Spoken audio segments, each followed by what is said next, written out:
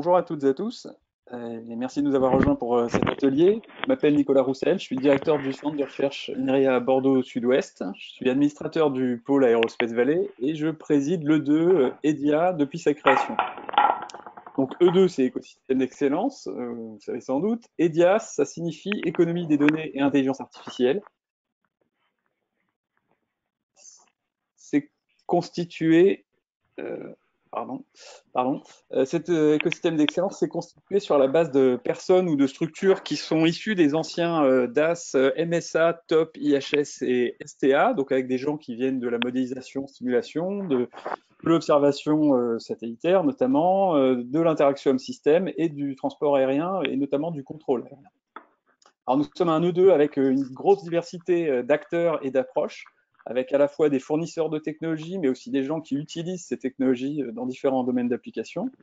On a un mélange d'acteurs académiques et industriels. Et notre sujet, évidemment, c'est, comme le nom de l'E2 l'indique, l'intelligence artificielle dans un sens très large, donc les méthodes d'apprentissage, mais pas uniquement, les données au sens large, qui incluent des modèles mathématiques et tout un tas de données générées ou observées, et l'utilisation de l'intelligence artificielle et des données pour créer de la valeur, d'où la présence du terme économie dans le titre de l'écosystème d'excellence.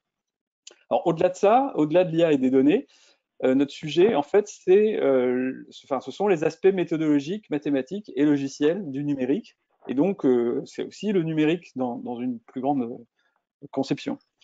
Alors, dans le cadre de cet atelier, vous allez avoir 6 entretiens qui vont être menés par différents animateurs de l'E2 pour vous donner un premier tour d'horizon de nos sujets d'intérêt et des enjeux associés. Moi, j'ai eu la chance d'avoir ces entretiens la semaine dernière en mode elevator pitch, comme on dit en bon français. J'ai trouvé ça très intéressant. J'espère que ces entretiens vous intéresseront autant. Ça va aller assez vite. On a 2 heures, 6 entretiens, donc le temps va être assez compté. Je resterai évidemment avec vous pendant les 2 heures et je vous retrouverai à la fin de l'atelier pour une conclusion. Et pour le premier entretien, sans plus tarder, je passe la parole à Isabelle Terrasse et à Jean-Michel Frey.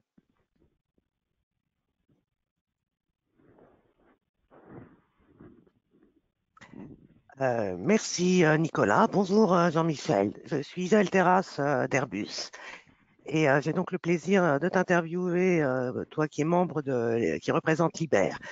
Donc Liber est membre du secteur stratégique aéronautique qui a été fortement impacté par la crise. Quelles en ont été les conséquences pour vos priorités et enjeux? En effet, hein, Liber Aerospace c'est un équipementier aéronautique qui fournit des systèmes d'air pour les avionneurs à travers le monde entier. Et à ce titre, comme le reste de la filière, nous sommes encore impactés par la crise actuelle, ce qui s'est traduit par une très forte baisse de chiffre d'affaires en 2020. Donc notre objectif est depuis toujours, hein, de fournir à nos clients des systèmes et des services performants et compétitifs pour assurer la satisfaction de nos clients. Et c'est pourquoi, malgré le contexte difficile actuel, Liber investit fortement pendant la crise dans sa R&D pour préparer la sortie de crise, afin d'être prêt pour les futures plateformes qui vont arriver. Donc nous travaillons bien entendu d'ores et déjà sur les prochains défis du secteur avec l'électrification de l'avion, l'introduction de l'hydrogène et de façon un peu plus large, tout ce qui va contribuer à faire un avion plus vert en améliorant la performance énergétique de nos systèmes. Et pour faire le lien avec l'atelier d'aujourd'hui, parmi les investissements que Liber consacre à l'investissement, hein, une part très importante est consacrée à la transformation numérique afin de mettre le digital au cœur de l'entreprise. Alors, à nos yeux, c'est un enjeu très fort de compétitivité et de création de nouveaux services et de produits. Très bien. Alors, quelles technologies numériques sont à développer ou à renforcer en interne chez vous? Alors, c'est là qu'on fait le lien avec la transformation numérique, et si on reste sur ce créneau, donc depuis de très nombreuses années, Liber utilise la simulation pour accélérer et fiabiliser la conception. Donc en gros, l'objectif, c'est d'avoir un équivalent virtuel de nos produits afin de simuler leur comportement. Alors ça nous permet de valider au plus tôt nos designs et de limiter le nombre d'essais physiques qu'on va faire, qui sont assez coûteux, voire très coûteux d'ailleurs, au strict minimum réglementaire.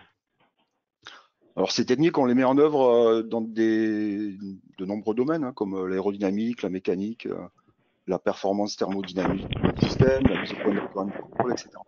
Et ces modèles, ils interviennent également dans les phases de vérification sur les bancs, où on peut virtualiser une partie des équipements. Alors, ce qui est un peu nouveau avec la démocratisation des nouvelles techniques de modélisation, en particulier basées sur l'intelligence artificielle, c'est que ça va nous apporter de nouvelles façons d'appréhender la simulation.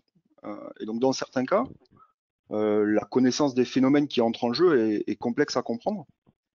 Et la création de modèles à partir de données d'essai ou d'exploitation peut être une alternative intéressante à la modélisation à base d'équations, qui est la modélisation traditionnelle. Donc ça, c'est le premier enjeu fort pour nous, dans ce cadre-là.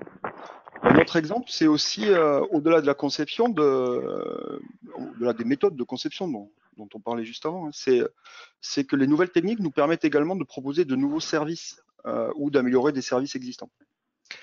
Par exemple, Liber a mis en place des analyses de health monitoring sur la base des données récoltées sur avion, afin de prédire des dysfonctionnements à venir de vannes, puisque c'est un des organes qu'on intègre dans nos systèmes, et anticiper des problèmes de maintenance. Et donc il y a encore beaucoup de choses à mettre en place sur ces sujets-là, et donc c'est des sujets voilà, qui sont au cœur de la transformation qu'on veut mettre en œuvre. Mais les avantages, ils sont déjà là et ils sont déjà au rendez-vous. Donc concrètement, c'est des choses qui existent déjà et on n'a plus qu'à développer tout ça maintenant. Alors, vous êtes équipementier au milieu d'une chaîne de valeur. Donc, j'aurais tendance aussi à poser la même question de ce que vous attendez concernant vos clients ou vos fournisseurs. Oui, alors quand on parle des relations, je vais commencer par les relations avec nos clients, hein. C'est un des grands enjeux qu'on a actuellement, c'est le co-design collaboratif. L'idée, c'est de pouvoir mieux définir ensemble, donc entre nos clients et nous-mêmes en tant que fournisseurs, les systèmes ou équipements intégrés sur avion. Donc l'objectif est de pouvoir partager efficacement les besoins et les contraintes, donc les besoins plutôt côté avionneur et les contraintes que nous on peut avoir en termes de fabrication, et de partager ces éléments-là au plus tôt pour trouver ensemble le meilleur optimum. Donc être capable de relâcher un certain nombre de contraintes ou de besoins pour faire en sorte que on ne soit pas sur des optimums locaux, mais sur l'optimum à l'échelle de l'avion. Et ici encore, la modélisation joue un rôle clé d'accélérateur. C'est-à-dire que on va pouvoir échanger des modèles plutôt que d'attendre que les produits soient fabriqués au plus tôt. Et ça va nous permettre d'anticiper des problèmes, par exemple, d'intégration.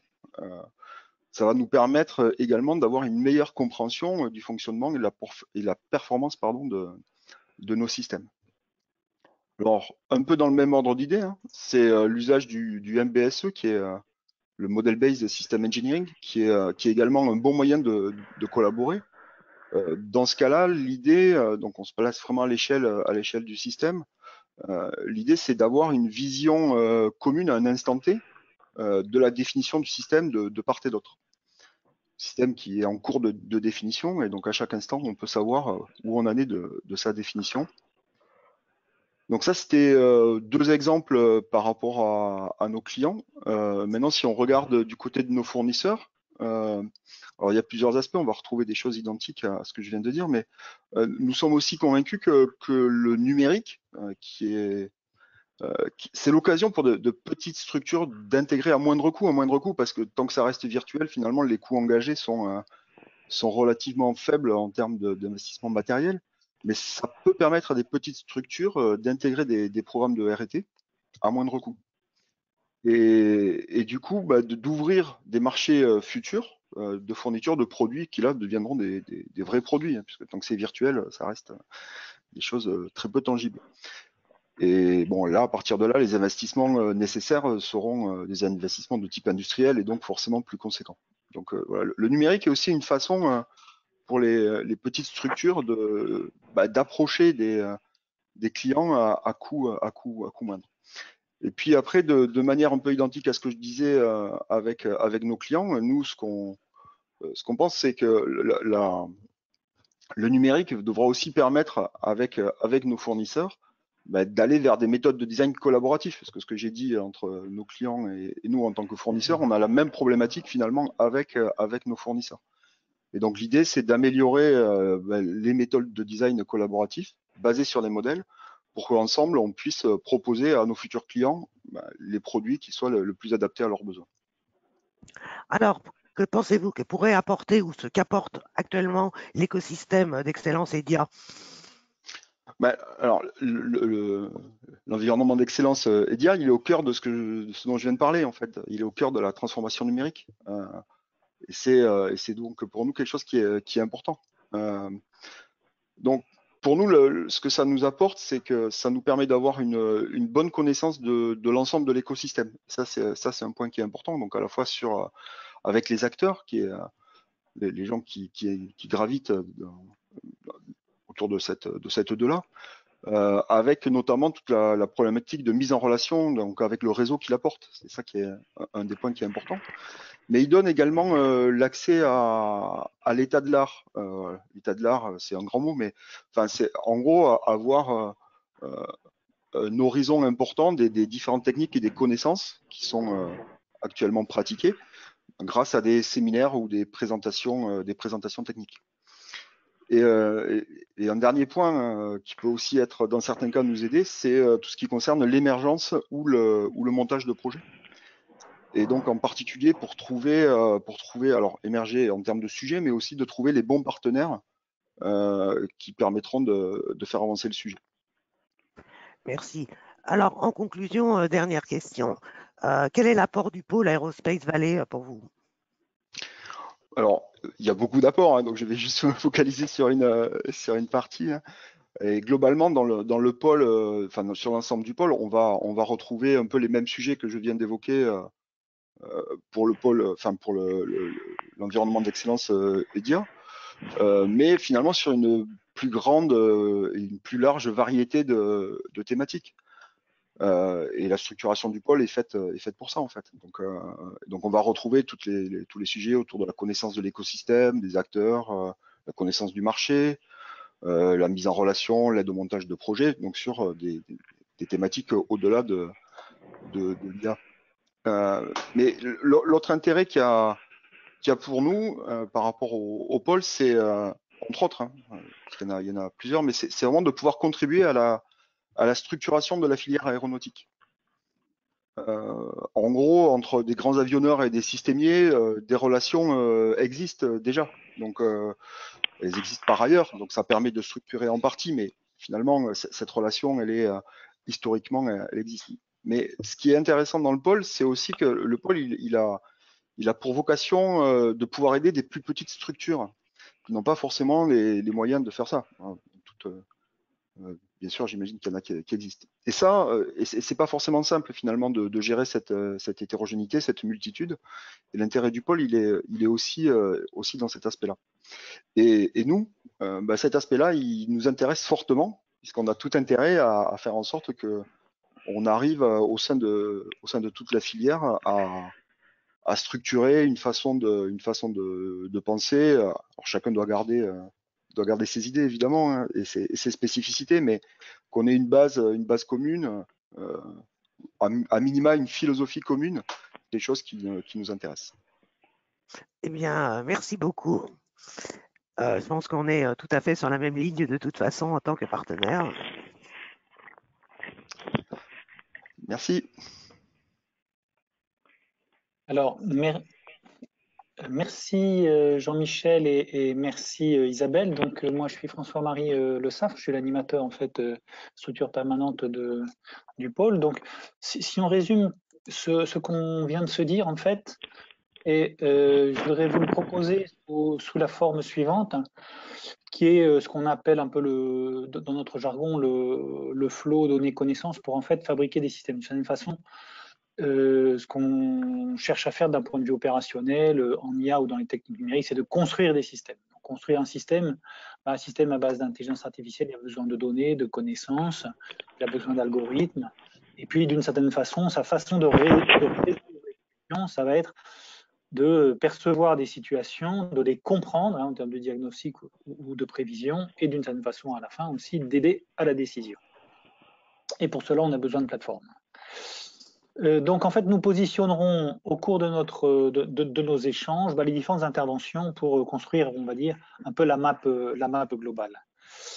Et vous verrez, que, comme on l'avait vu d'ailleurs avec Nicolas comme introduction, c'est que les différents témoignages montreront des sociétés qui sont en fait de nature différente. Il y a des pure players qui vont produire de la technologie d'intelligence artificielle ou de technologie numérique. Il y a des intégrateurs qui vont utiliser ces techniques-là pour leurs propres produits.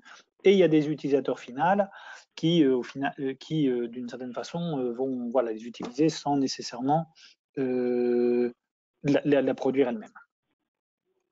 Qu'a-t-on vu?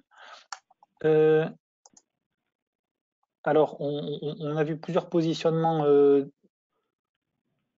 technologiques. Alors, pardon, voilà. Donc, j'en ai juste positionné deux ici. Jean-Michel a beaucoup insisté sur la combinaison qu'il peut y avoir entre les connaissances liées à des modèles et puis les connaissances à partir des données. Donc, d'un point de vue IA, on appelle ça l'IA hybride, qui peut être utilisé à la fois pour l'exécution ou pour la conception. De façon sous-jacente, quand on en a parlé par exemple de health monitoring, on va traiter de questions liées au time series. Voilà, alors notre deuxième témoignage, donc c'est Cédric et Tan Long, que j'invite à nous rejoindre. Et messieurs, je vous laisse la parole. Merci François-Marie. J'attends que Long puisse nous rejoindre avec un peu de caméra. Donc, je suis Cédric Ferrero. Je suis fondateur dirigeant de la société Geosat et au sein de l'écosystème IDIA, je m'occupe de tout ce qui va concerner la relation avec l'espace, à savoir principalement l'observation de la Terre et donc tout ce volume de données que l'on reçoit sur Terre et qu'il faut analyser. Donc, les traitements se faisaient auparavant, depuis l'avènement en fait de ces systèmes-là, par des solutions logicielles, solutions complètement numériques dès le départ. Aujourd'hui, on voit de plus en plus l'introduction de l'IA dans ces questions parce qu'il y a besoin, il y a des volumes de données extrêmement importants et on a besoin de pouvoir les traiter, les agglomérer. Et j'ai l'immense plaisir de pouvoir partager cette interview avec vous, avec Tan Long Huynh, fondateur, dirigeant de la société Quantcube. Long, bonjour. J'ai une première question à te poser. Qui es-tu? Que fais-tu? Comment le fais-tu? Bonjour, grand merci pour cette invitation et c'est un plaisir de vous faire part donc ce que je fais ou ce qu'on fait au sein de Quantcube. C'est une société spécialisée en intelligence économique à partir de l'analyse du big data. Par big data, on a accès à différents types de sources de données qui sont les données satellitaires, ça va être le sujet d'aujourd'hui, mais également les données textuelles, qui ce soit réseaux sociaux, les blogs, mais également les données géolocalisées, comme vous connaissez probablement les données AIS également, et d'autres types de sources de données. Voilà. Ça, et à partir de ça, en fait, on arrive à estimer la croissance économique en temps réel. Voilà. Qu'est-ce que c'est la croissance économique en temps réel? Vous savez, vous avez le GDP, c'est la croissance économique présente française, qui est publiée avec 3 mois de retard et une fois par trimestre. Nous, on est capable maintenant, à partir de toutes ces sources de données, de l'estimer en temps réel, updaté de manière journalière. Ce qui fait que notre clientèle, c'est essentiellement des institutions financières ou des institutions internationales qui ont besoin de données macroéconomiques pour faire des politiques macroéconomiques, bien sûr, mais également pour prendre des positions sur les marchés pour savoir où allouer les capitaux. C'est-à-dire, ils préfèrent en général allouer les capitaux dans des régions où il y a plus de croissance économique. Voici en quelques mots ce que fait la société Quantcube. Merci Long. Appel à la régie, est-ce que vous pourriez éventuellement partager les supports de Quantcube éventuellement de manière à ce que on puisse illustrer tout ce que Long témoigne dans l'après-midi. Merci d'avance. Deuxième question, Long, quelles sont les différentes sources, bon, même si tu as commencé déjà à en parler, les différentes sources de données analysées et les différentes techniques que tu emploies. On parle notamment d'imagerie spatiale. Quelles sont les résolutions dont tu as besoin? On sait qu'il y a l'avènement, là, il y a de nouveaux Pléiades Neo là, qui viennent d'être lancés, qui est opérationnel d'ailleurs. Les premières images sont sorties, c'est fabuleux, c'est extrêmement intéressant. Et quelle est la fréquence aussi d'observation dont tu as besoin, toi, pour justement fabriquer l'ensemble de ces indicateurs économiques? Ouais. Nous, déjà, on s'adapte par rapport aux données qu'il y a sur le marché. On est toujours à l'affût de nouvelles sources de données. Et donc, nous, on est très, très ravis du lancement de Pléiades Neo, justement. Donc, maintenant, ceci dit, voilà, je vais vous donner des cas concrets directement à partir des données Sentinel-1, Sentinel-2, Sentinel-5P et Pléiades. Toutes ces données, on les utilise pour nos indicateurs macroéconomiques. Donc, par exemple, vous prenez les données Sentinel-2, voilà, et on va faire de la classification urbain versus non urbain. Pourquoi? Parce que ça permet de faire des indices de croissance urbaine, c'est-à-dire vous allez regarder la surface de la ville et à quelle vitesse la ville va s'accroître, en fait, la croissance urbaine. Et donc, on préfère en général investir dans des zones où on voit de la croissance urbaine. C'est ce qu'on fait, par exemple, avec les données Sentinel-2. Après, maintenant, ce qui nous intéresse également, c'est au sein voilà, d'une ville, par exemple, voir s'il y a de l'activité industrielle, par exemple. Là, on va utiliser les données Sentinel-5P, voilà, pour mesurer la densité de NO2. Je pense notamment dans les régions en Chine, parce que c'est en Chine où il y a en fait, le moins de données, en tout cas accessibles. Aux États-Unis, tout s'achète presque pour faire simple, mais en Chine, c'est un peu plus compliqué. Et donc, par exemple, dans le nord-est de la Chine, on peut voir des zones industrielles en utilisant les données de Sentinel-5P. Et en fait, il y a une relation positive entre les émissions, la densité de NO2 et la production industrielle de heavy industry. Et ça, on peut le faire partout.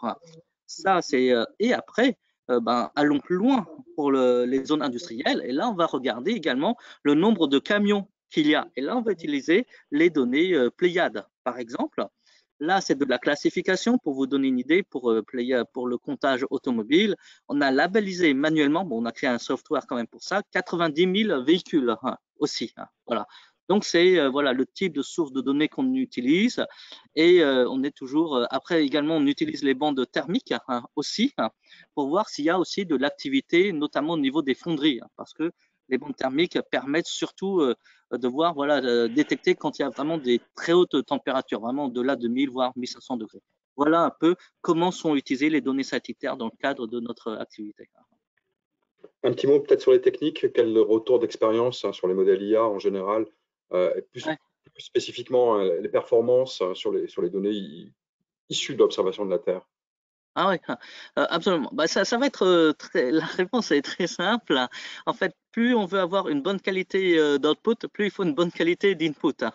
Et étant donné qu'on fait beaucoup de classification, justement, en termes d'input, c'est justement beaucoup de labellisation. Et en fait, ce qui manque, ou c'est peut-être après à notre avantage aussi, c'est des jeux de données labellisés, justement.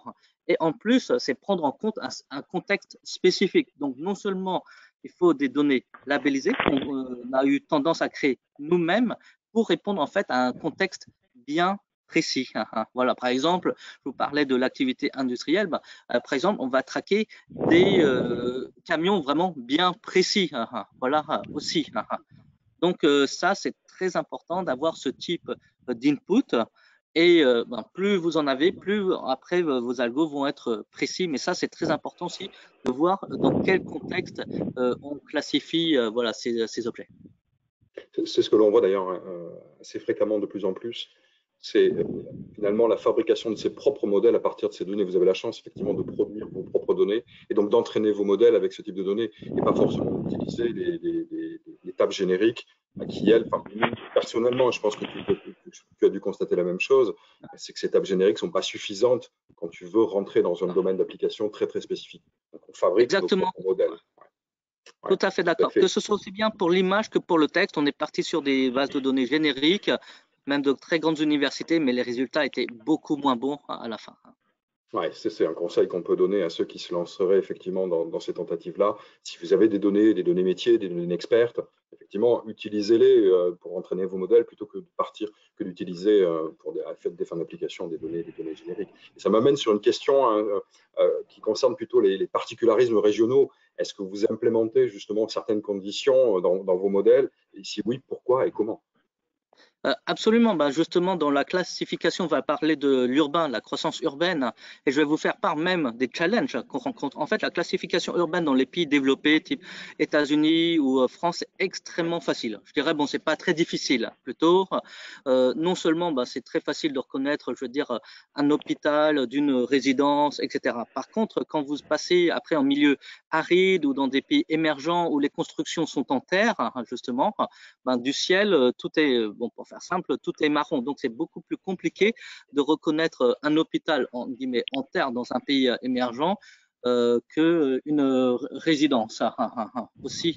Donc voilà, c'est maintenant le niveau de granularité aussi auquel on veut aller dans les pays émergents, mais c'est beaucoup plus compliqué. Oui, tout à fait. Et il y a une question qui taraude beaucoup, hein, la filière qui travaille sur l'observation de la Terre, c'est la question de la scalabilité, la mise à l'échelle. Comment, chez QuantCube, vous abordez cette question de mise à l'échelle, puisque vos périmètres sont finalement immenses, parce que vous traitez les indicateurs à l'échelle de pays, voire à l'échelle d'agglomération de pays, voire de continents. Comment cette question de la mise à l'échelle est abordée chez QuantCube? Là, on a vraiment sous-estimé la tâche de la mise à l'échelle. Mais voilà, bon, bah, ça a pris beaucoup plus de temps que prévu parce qu'il y a la mise à l'échelle, on va dire, sur la France ou sur les États-Unis. C'est pas très compliqué. Mais quand on commence à la mise à l'échelle sur la Chine, par exemple, ce sont des régions qui sont très différentes aussi. Les géographies sont très différentes. Il y a la complexité également que j'ai mentionnée où, voilà, vous avez des milieux arides, etc. Et donc, après, il faut faire vraiment des modèles dédiés aussi par région. Et donc, même si, là, en fait, on ne peut pas le faire complètement de manière systématique, après, il faut faire vraiment des modèles dédiés qu'on essaie après de généraliser par région. Ouais. En conclusion, puisque je sais que ton temps est compté, en conclusion, quel message tu souhaiterais adresser aux PME de l'écosystème concernant cette question de la scalabilité, de l'emploi de telles techniques? La technique, c'est vraiment en fait pour que ça marche bien, il faut faire vraiment des modèles dédiés, justement en fonction des spécificités. Il y a pas, c'est très très dur de systématiser, donc ça se fait, mais simplement il faut et ça permet de faire des business scalable aussi par la suite, mais il faut s'assurer, voilà, il faut être conscient que ça va prendre vraiment beaucoup de temps. Voilà. Donc un message de fin peut-être long concernant ceux qui souhaiteraient se lancer dans ces tentatives-là. Ce serait en résumé, commencer peut-être un peu comme vous avez fait avec des données génériques et adapter finalement, contextualiser. Je pense à un maître mot qu'on a dans nos techniques. La notion de contexte est très importante. Et ensuite, finalement, entraîner, roder nos modèles en fonction de ce que l'on souhaite faire. Et puis voilà, la question des particularismes aussi qui est à traiter. C'est ce que vous menez. Et je vous dis bravo pour tout ce que vous faites actuellement. Je sais que pendant la pandémie, vous avez été très, très sollicité pour comprendre un petit peu ce qui s'est passé au niveau monde. Ah, très bien. Ben, en tout cas, voilà, c'est un boulevard d'opportunités. On serait ravis de travailler aussi tous ensemble avec cet écosystème parce qu'il y a de très belles opportunités à saisir. Merci Merci beaucoup. Long. Merci Long. Merci Cédric, merci Long de cette présentation. Alors, si on reprend notre chemin dans le flow, nous avions vu donc précédemment un équipementier en fait avec les notions d'IA hybride, les time series. Moi, j'ai retenu dans nos échanges beaucoup de choses, mais je mettrai notamment ce qui est plutôt le computer vision, si mon PowerPoint veut bien bouger. Donc, il y a du computer vision dans la partie perception. La scalabilité induit aussi du big data. Donc, voilà ces autres éléments. Et maintenant, nous pouvons passer à notre troisième View, hein, notre troisième échange, qui sera piloté par Yves avec Daniel. Donc, que je vous invite à prendre la parole. Bonjour, Yves Roncin, donc je suis animateur EDIA et je travaille à Airbus au bureau d'études engineering sur l'ATM, Air Traffic Management, qui comprend non seulement l'aviation commerciale civile, mais aussi les drones, l'UTM. Voilà. Et donc, j'ai le plaisir d'interviewer Daniel Delahaye de l'ENAC, qui se présentera, et je le laisse se présenter. Et malheureusement qu'en son, puisqu'on a un petit problème vidéo. Voilà. Voilà, bon, merci Yves pour cette introduction. Bonjour à tous, désolé pour le manque de vidéo. Voilà, je vais me présenter rapidement. Moi, je suis un ingénieur ENAC, j'ai 58 ans. J'ai monté une petite équipe d'IA suite à un passage aux États-Unis pour résoudre des problèmes opérationnels qui sont issus principalement de l'ATM. Alors, l'ENAC, c'est une école qui forme des ingénieurs, des pilotes, des contrôleurs, et qui est, alors je le précise parce qu'on va retrouver un peu ce fil conducteur dans ma présentation, dans mon discours, qui est très lié aux opérations aériennes. Donc, on a un accès direct au centre de contrôle, aux tours de contrôle, et un accès direct avec les opérationnels qui nous permet justement de rechercher dans ces opérations des problèmes très intéressants, qui sont assez complexes d'ailleurs, qui sont aussi un vivier de problèmes qui vont permettre d'enrichir nos méthodes d'optimisation. Voilà, c'est un petit peu mon métier, rechercher dans l'opérationnel des choses qui peuvent être utilisées, où l'optimisation peut être utilisée pour résoudre des problématiques qu'on va mettre après en déploiement sur les services opérationnels. Voilà, je te laisse continuer Yves. Voilà. Donc, première question, donc, qu'est-ce que l'ENAC et plus généralement la recherche académique peut apporter au pôle de compétitivité Aerospace Valley et qu'est-ce que l'ENAC y trouve donc à participer dans ce pôle? Alors, je le vois un petit peu comme je viens de le mentionner, c'est quelque chose de gagnant-gagnant. C'est-à-dire que l'ENAC peut amener, comme beaucoup d'autres centres de recherche, de laboratoires en particulier, une expertise académique. Et elle peut aussi apporter une expertise liée aux opérations aériennes, plutôt côté sol, donc la gestion du trafic aérien. Donc, c'est un système qui dépend de la DGAC, qui est centralisé. Donc, à l'ENAC, on fait ce type de recherche en France, pas en Europe. Donc, cette expertise un peu côté sol, ça peut être un atout aussi qu'on peut amener au sein du pôle. Réciproquement, comme je le disais, l'industrie est source de problèmes opérationnels qui sont très, très intéressants, qui nous permettent après, nous, d'améliorer, de développer de nouvelles techniques d'optimisation sur des problématiques diverses et variées. Donc, nous, on attend beaucoup de l'industrie ce type de problème. Alors, c'est souvent des problèmes plus compliqués à résoudre, mais très riches. Donc, moi, c'est vraiment ce que j'y vois en termes de partenariat, un tandem industrie-académie pour résoudre des problèmes appliqués. Voilà, moi, je suis sur ce créneau-là et je pense que c'est un créneau très riche et très beau d'ailleurs. D'accord. Ça m'amène à ma deuxième question. En fait, qu'est-ce qui vous a amené à faire de la recherche sur les drones et la traffic management plus spécifiquement donc à l'ENAC? Alors, lorsque moi je suis arrivé à la DGAC dans les années 90 et il n'y avait pas de recherche à l'époque. Suite à un séjour aux États-Unis, j'ai pu constater qu'il y avait des labos de recherche qui traitaient de cette problématique et j'ai commencé à essayer d'amener cette culture un peu science au sein de l'ENAC. J'étais pas le seul évidemment. Et ce qui nous a amené à avoir des algorithmes qui permettent, par exemple, de faire de la planification de routes d'arrivée sur les aéroports, de la planification de trajectoires, de la conception d'espace aérien, tout ce qui est aussi résolution de conflits aériens, donc l'anticollision. Et ces problématiques, en fait, on les retrouve assez souvent dans pour l'UTM, par exemple, on a des demandes de construction de routes d'arrivée sur des drones, par exemple, pour que le flux d'arrivée et de départ soit bien séparé, comme un aéroport.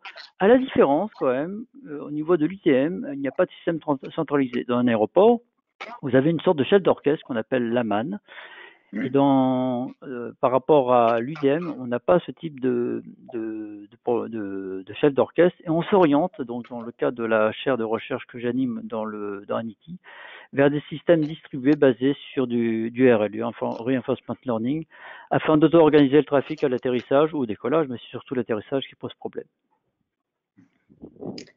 Super, parfait. Troisième question, qu'est-ce que les laboratoires de l'ENAC font en intelligence artificielle? En fait, qu'est-ce que vous apportez de spécifique au domaine applicatif comme les drones, l'ATM par exemple, pour citer que? Alors, au niveau de l'ENAC, on travaille, donc on est quand même on est récipiendaire de beaucoup de données aéronautiques, essentiellement des données radar, mais pas que. Donc on a énormément de données aéronautiques que l'on peut traiter, donc on a ce type d'analyse sur le trafic aérien. On développe beaucoup on essaye, c'est un challenge qui date de plus de 50 ans, mais on n'est pas les seuls à travailler dessus, amener plus d'automatisation côté sol. Quand on regarde le côté sol par rapport au côté bord, on voit que le côté sol a beaucoup moins évolué pour diverses raisons. Et donc, nous, on s'attache justement à traiter, à amener de l'automatisation, ou appelons-le plutôt de la decision support tool pour le contrôleur. Alors, l'idée, c'est de l'aider à passer plus de trafic dans ces secteurs, pour les contrôleurs aériens. On travaille aussi beaucoup pour les aspects SPO, donc des decision support tools pour l'atterrissage automatique en cas d'urgence. Donc, on a d'ailleurs un projet là-dessus avec Thales.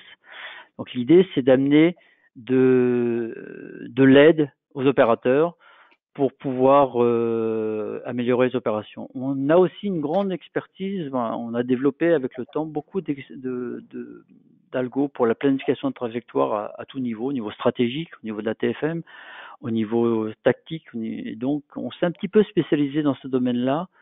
Alors au niveau mathématique, c'est des objets fonctionnels et c'est une technique qu'on a un petit peu creusée et parce que notre pain quotidien entre guillemets, c'est la trajectoire. Et donc toutes ces méthodes, on peut aussi les décliner, en particulier pour la planification de trajectoire, on peut les décliner pour les drones. On a les mêmes types de problématiques. Alors on travaille avec des simulateurs qu'on a développés en interne à l'ENAC, soit 3 degrés de liberté un peu classique, mais on a notre propre simulateur, par exemple 6 degrés de liberté, alors je ne vais pas rentrer dans le détail, mais pour simuler les drones. Et donc on s'est un petit peu attaché à faire de la planification à très grande échelle de mobiles aériens. Donc sur l'Europe, on avait fait par exemple de la planification à 32 000 trajectoires pour décongestionner l'espace aérien. Mais là, on a des demandes, par exemple, avec Thales pour Singapour, pour de la planification sur 100 000 mobiles. Et là, c'est beaucoup plus délicat, sachant qu'on n'a pas un système centralisé comme dans le système du trafic aérien. Donc, c'est un petit peu les thématiques qu'on aborde dans notre laboratoire. Évidemment, je ne suis pas tout seul, évidemment. On est une petite équipe de 25 et on travaille essentiellement sur ces thématiques-là. D'accord, super. Vous avez en fait, donc on a bien compris, donc vous, vous êtes dans la recherche opérationnelle, decision making, l'IA, et en fait, quels sont les types de problèmes complexes que la recherche opérationnelle, l'IA à l'ENAC peuvent aider à résoudre? En fait, en particulier, quels seraient typiquement les membres du pôle qui seraient susceptibles d'être intéressés par vos compétences et ce que vous pourriez faire pour eux? Alors, en termes de... comme je l'ai précisé au départ, c'est vrai que nous, on est à la recherche de problèmes intéressants, problèmes opérationnels complexes. Dans toute ma carrière, c'est toujours ce que j'ai fait, c'est-à-dire aller m'imprégner. À titre d'exemple, je vous donne un exemple. C'est-à-dire, on avait à travailler avec le centre de contrôle de Reims qui voulait replanifier qui a un outil pour configurer le centre de contrôle, je ne vais pas rentrer dans le détail, en fonction de la demande de trafic. Actuellement, c'est un outil. C'est une démarche qui est faite par un humain qu'on appelle le Flight Management Position. Et ce qu'on a fait avec eux, donc moi je suis allé régulièrement dans le centre de contrôle, m'imprégner de leurs problématiques pour bien construire notre modèle. Sinon, si on n'a pas cette expertise opérationnelle, nos modèles ils sont un petit peu irréalistes. Et en fait, ce modèle, on l'a travaillé après au laboratoire avec des étudiants. Et on a la chance maintenant de pouvoir voir cet outil en opération sur le centre de Reims, mais aussi sur les 4 autres centres de contrôle français. Donc nos démarches, c'est un petit peu celle-ci qu'on met en place pour l'industrie, et ce que nous, on cherche vis-à-vis de l'industrie, c'est justement qu'ils nous soumettent des problèmes d'optimisation. Moi, je suis vraiment demandeur au niveau du pôle, ou même au sens large des PME, des grands. On travaille beaucoup avec les industriels, mais des problèmes intéressants qui nécessitent de l'IA, plutôt sur les aspects optimisation, parce que c'est gagnant-gagnant, comme je le disais, parce que l'industriel nous amène des problèmes qui nous permettent de réussir une méthode, qui nous permettent ensuite de les déployer sur d'autres problématiques qui viennent d'autres industriels, etc. Donc c'est vraiment un tandem gagnant-gagnant. Moi, j'ai toujours rejeté personnellement l'idée d'un chercheur qui travaille en solo dans son laboratoire, loin des opérations. La recherche appliquée sur des problèmes réels, elle est compliquée, elle est parfois ingrate, au sens qu'il faut mettre vraiment les mains dans le cambouis, mais elle est enrichissante. D'accord, d'accord. Mais écoutez, oui, je pense que vous avez bien décrit en fait vos domaines d'intervention, le type de problème et donc d'intervenants qui pourraient être intéressés par ce que vous faites. Hein.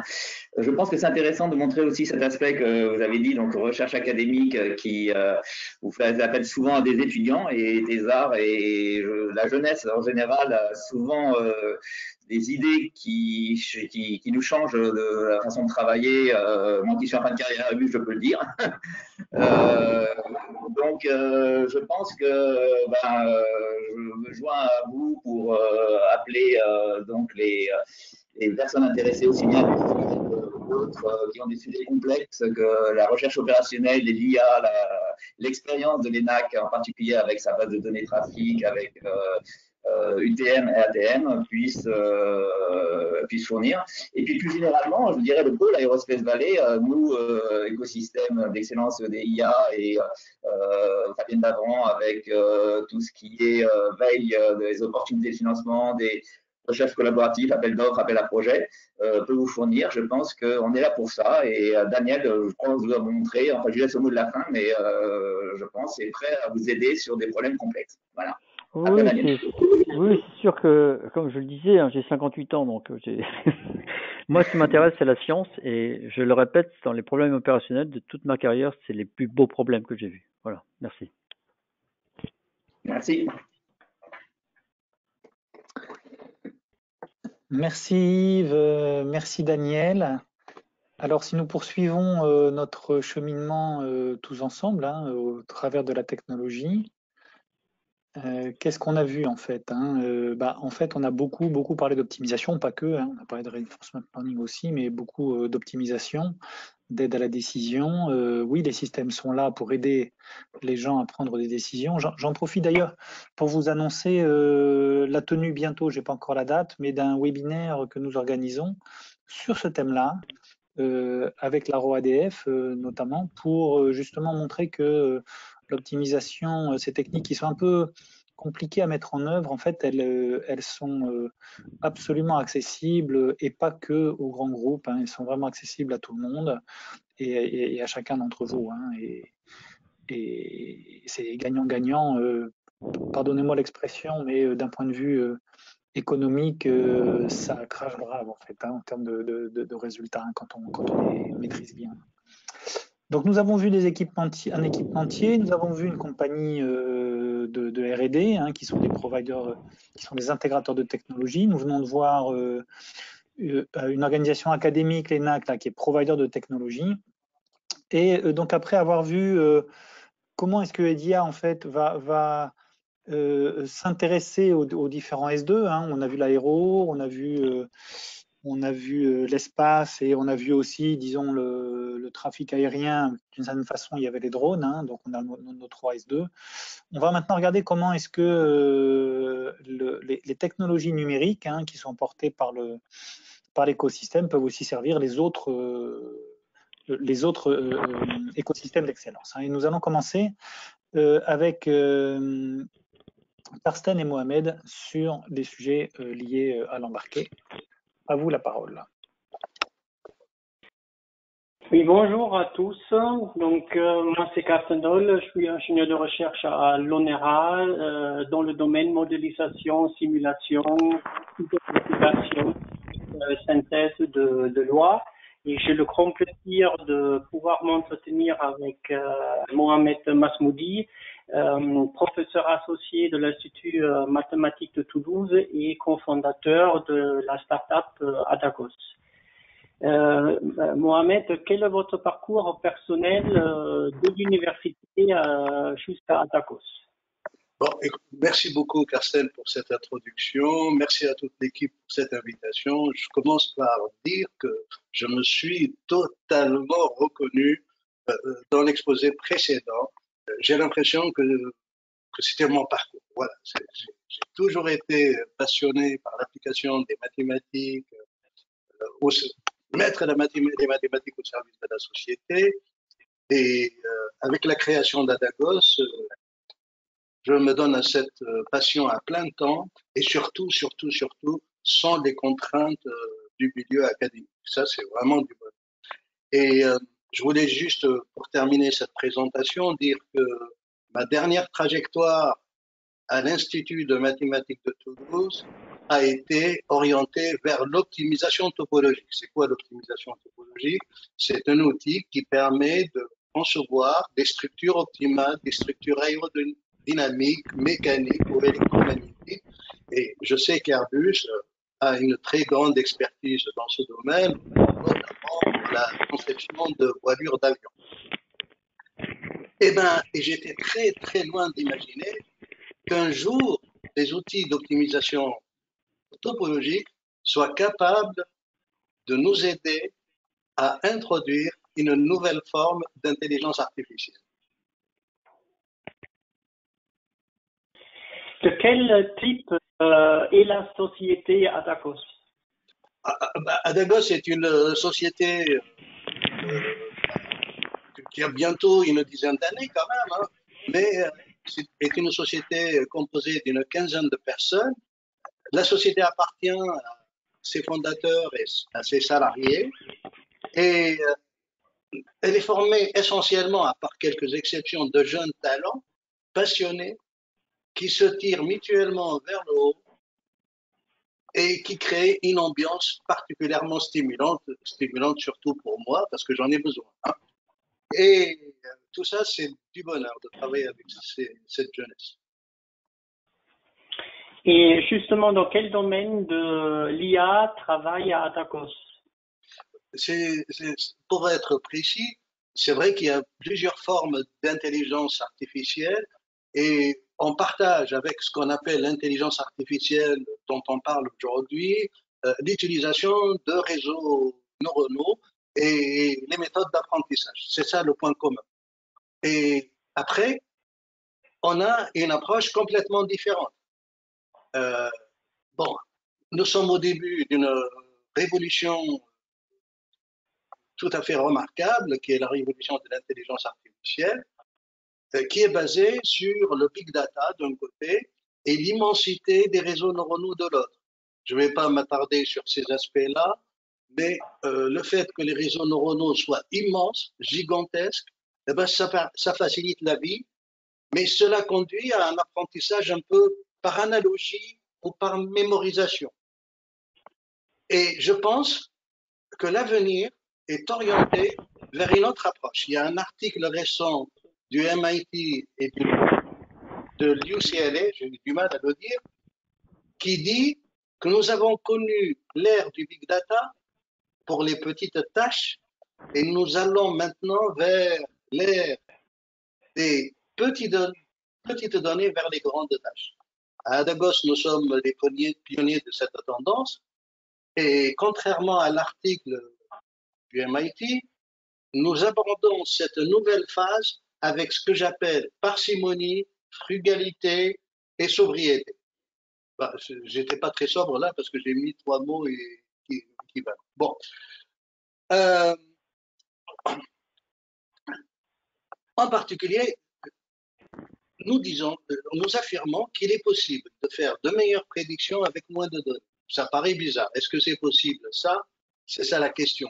Comment est-ce possible de faire plus de meilleures prédictions avec moins de données? Eh bien, apprendre, je vais vous dire pourquoi, c'est tout à fait logique en fait. Hein. Apprendre consiste tout simplement à ajuster les connexions neuronales. Et moins on a de connexions neuronales à ajuster, moins on a de données. Nous sommes entre scientifiques, les connexions neuronales, c'est les inconnus, et les données, ce sont des équations. Donc, si on a moins d'inconnus, on a besoin de beaucoup moins d'équations. Voilà, c'est tout simple, c'est aussi simple que ça.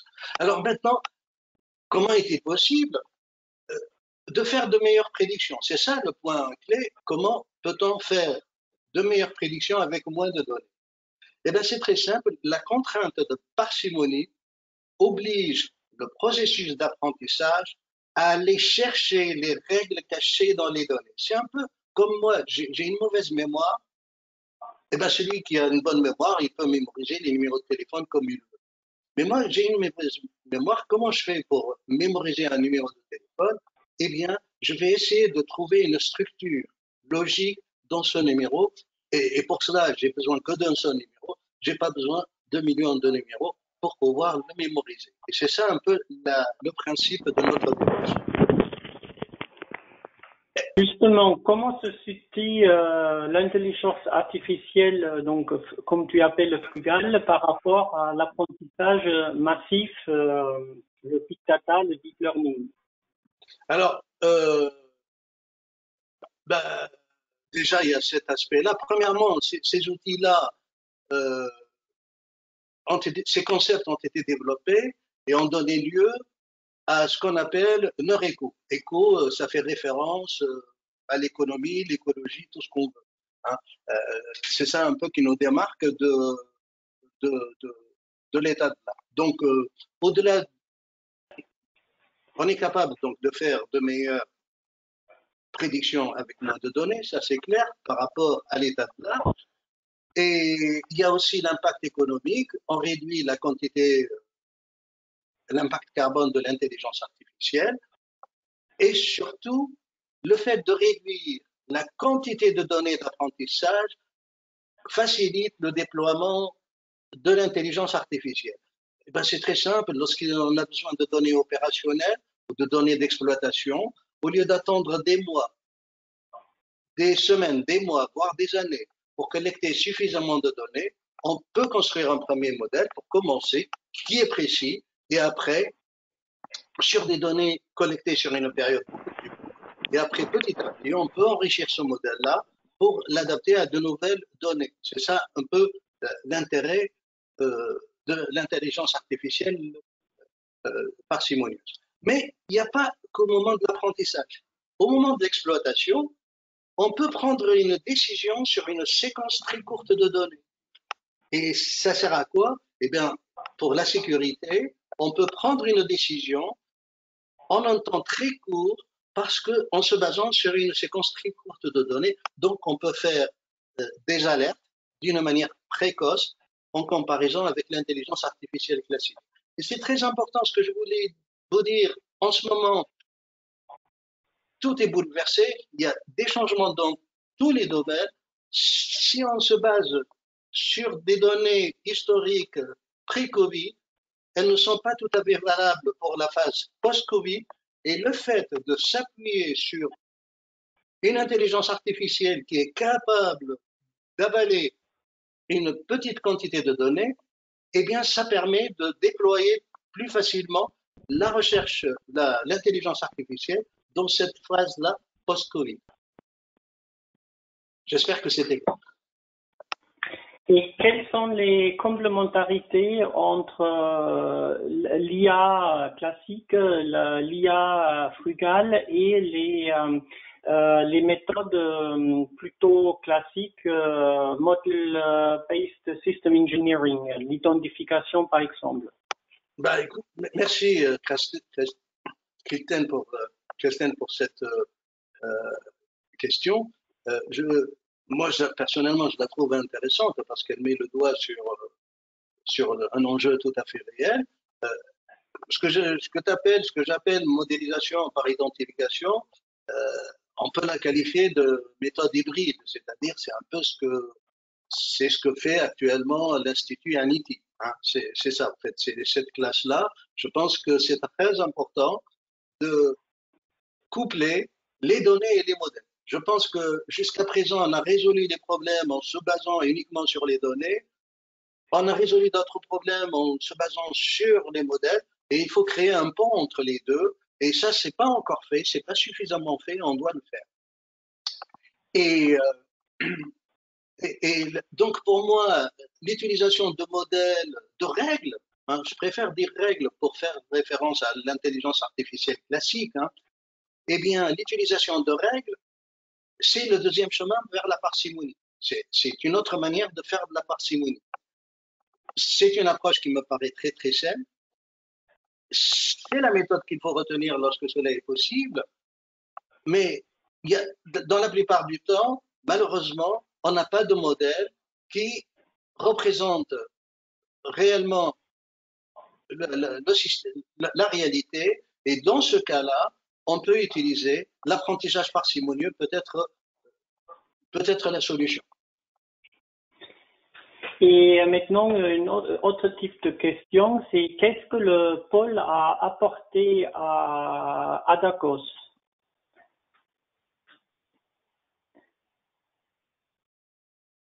Ok, très bien. Il y a une, bon, il y a, très bien. Alors, au début, le pôle, on l'a contacté pour une labellisation d'une candidature au concours national de l'innovation qui s'appelle désormais INNO.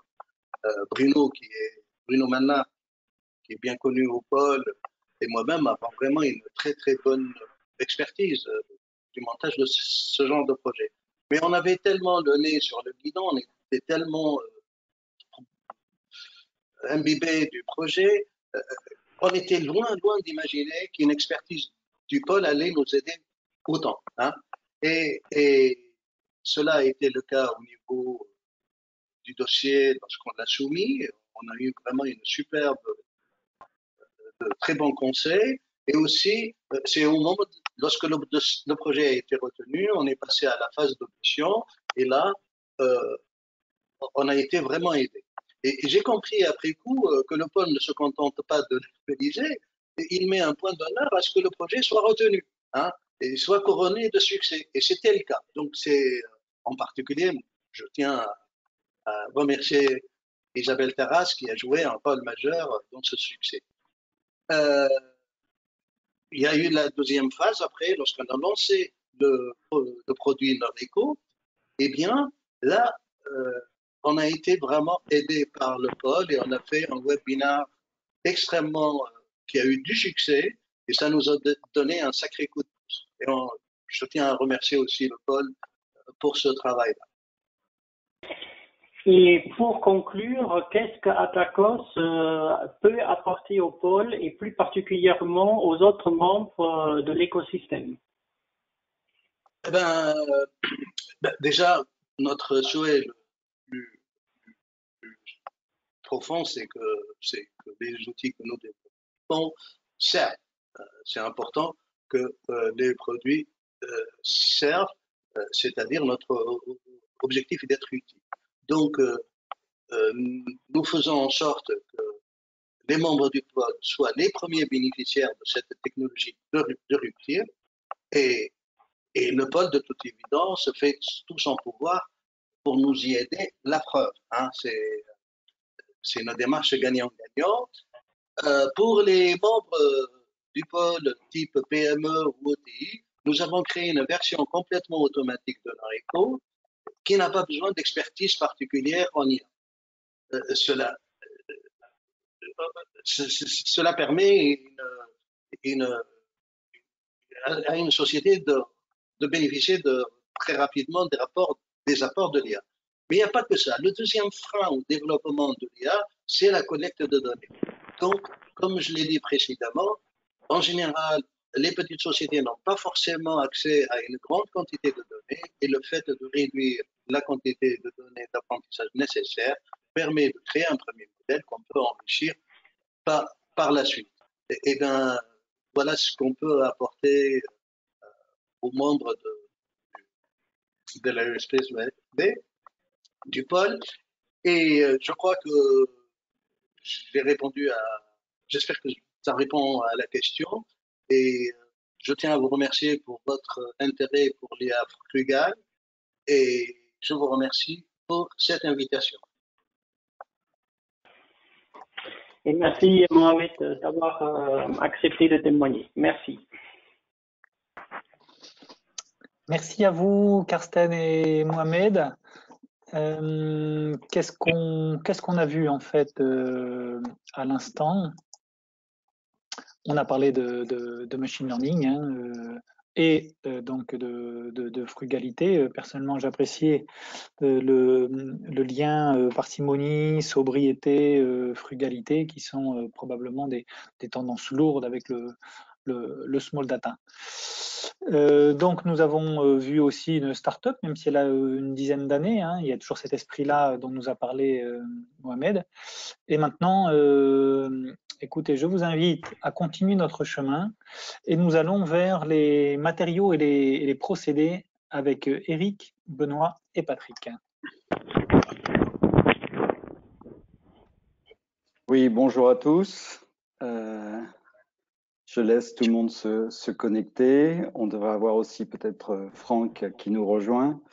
Donc, bonjour à tous. Donc, je vous propose dans un premier temps qu'on se présente brièvement. Donc, pour ma part, je m'appelle Eric Grivel.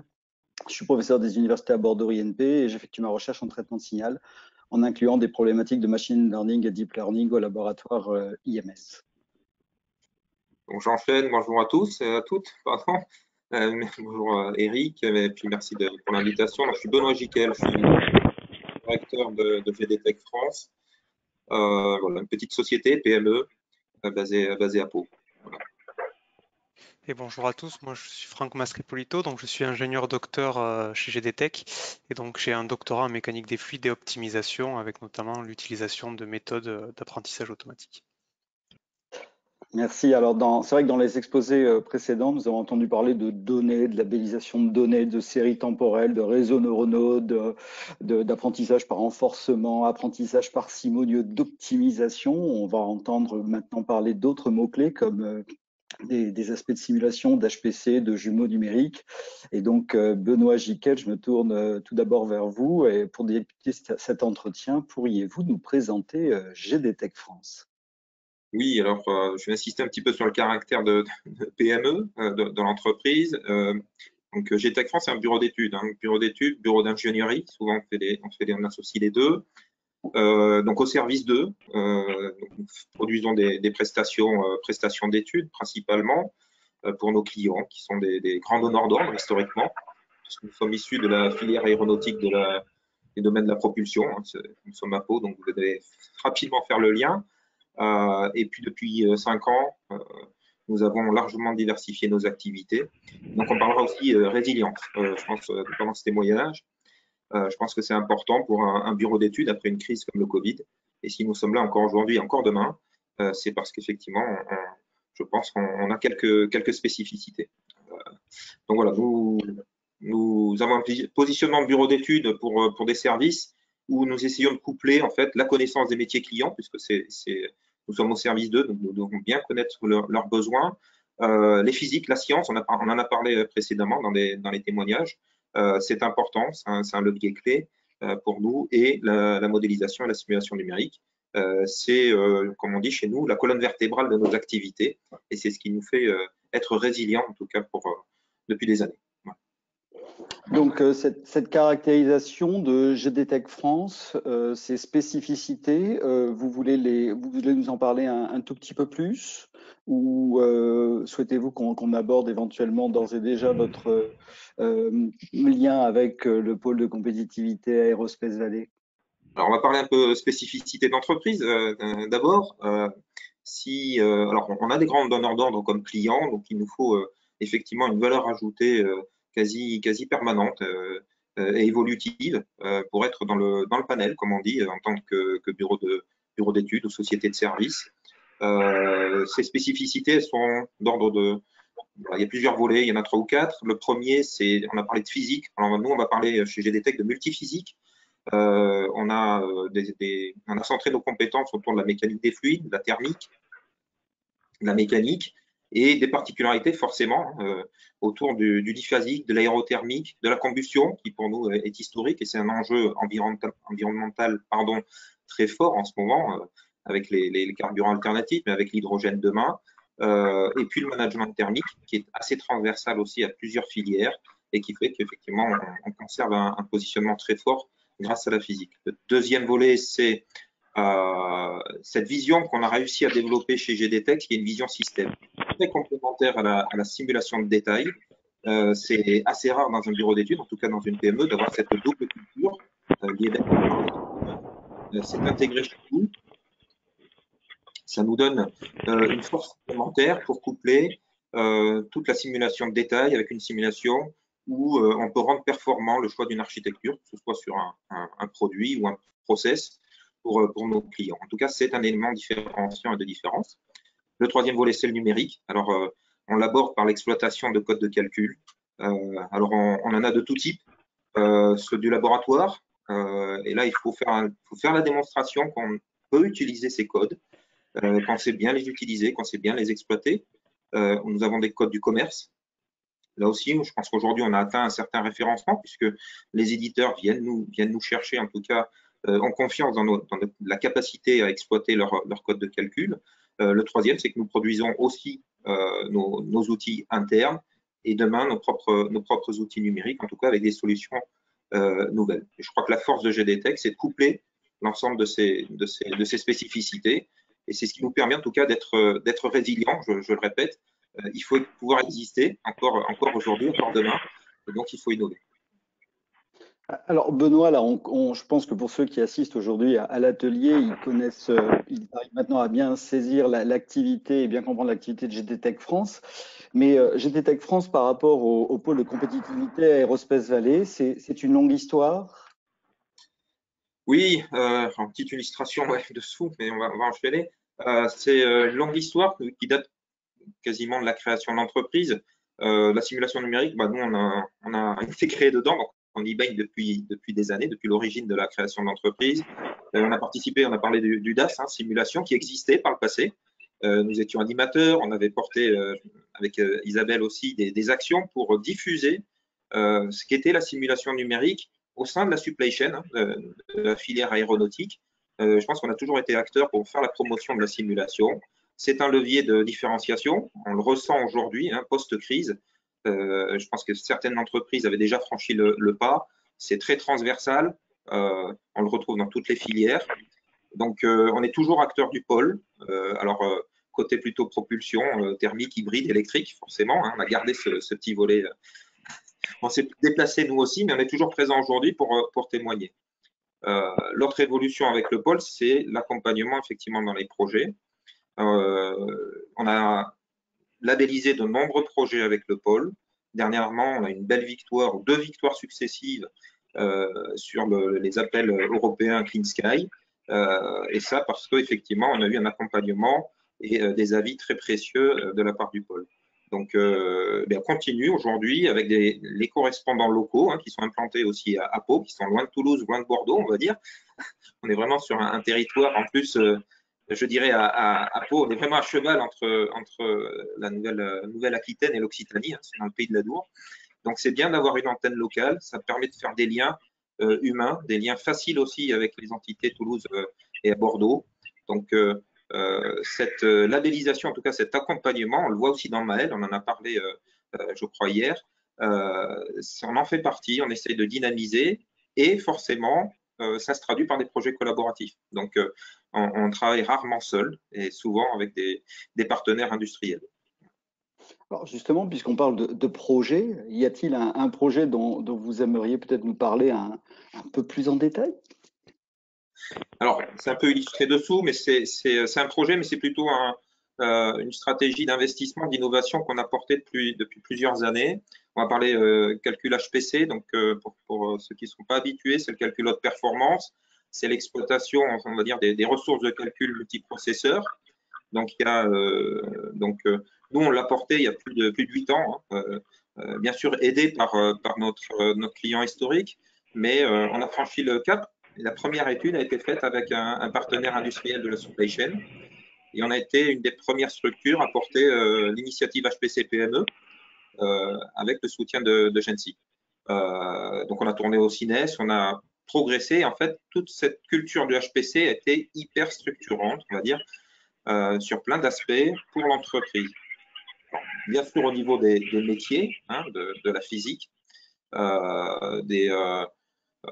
des compétences liées en fait au sujet. Donc, nous, on était sur des problématiques d'injection, donc on voit que c'était beaucoup de turbulences, une partie effectivement combustion, et au fil du temps, forcément, on a structuré une compétence en physique, en exploitation de code de calcul avancé, mais également, il y a une autre volet qu'on voit derrière ou qu'on voit moins bien, c'est les systèmes d'information. C'est aussi un volet important de la structuration d'une entreprise comme la nôtre, qui, sans système d'information, nous ne fonctionnons pas. Alors, la crise Covid a été le beau témoignage, en tout cas, de notre évolution. Je crois que le HPC, ça nous a ouvert la capacité à travailler à l'extérieur, à atteindre les codes de calcul, plusieurs processeurs, à ramener aussi des énormes données, d'énormes data, de volume de data, de travailler à distance, et donc d'avoir des systèmes d'information sécurisés pour les données, mais sécurisés aussi pour nos clients, et puis des flux d'informations qui soient volumineux mais fiables, en travaillant sur ce qu'on appelle nous les PCA, PRA, hein, les plans de continuité d'activité, plans de reprise d'activité en cas d'incident informatique. Et tout ça, ça contribue en tout cas à l'organisation, à la capacité qu'on donne aux collaborateurs à exprimer en fait leur talent dans des simulations qui nécessitent de la grosse puissance de calcul. On aurait pu prendre la même évolution sur les sur les simulations système. On couple aujourd'hui le 3D, le 1D, c'est très polyvalent aujourd'hui, et puis on suit les évolutions et les demandes de nos clients. C'est du délai, hein, c'est du coût. Donc, il faut qu'on soit agile aussi avec des solutions nouvelles. Le HPC, c'est très particulier, hein, ce n'est pas tout le monde qui peut se le payer. Par contre, on a des solutions beaucoup plus adaptées. Alors, les solutions sont nouvelles. Il y a beaucoup d'évolutions ces derniers mois, ces dernières années. Il y a même des révolutions. Alors, finalement, de quelle manière votre activité a-t-elle évolué et vers quoi vous tendez et comment vous voyez finalement l'avenir? Ah bon, alors, on a parlé innovation, on en a parlé juste avant data, d'IA. Donc, il y a plusieurs volets pour nous dans l'innovation, une petite structure. On l'a dit, il faut qu'on soit innovant pour nos donneurs d'ordre, hein, apporter toujours de la valeur ajoutée. C'est un vrai défi parce que c'est permanent, on est tous les jours challengé.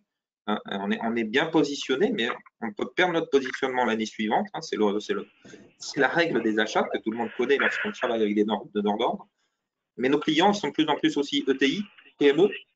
Et donc là aussi, on doit leur apporter des solutions plus globales et innovantes, en tout cas adaptées à leurs besoins qui eux aussi ont évolué, tant sur des produits innovants technologiquement que sur des process industriels, parce qu'effectivement, de plus en plus, et puis orientés par l'industrie 4.0, il nous faut apporter des solutions pour l'industrie.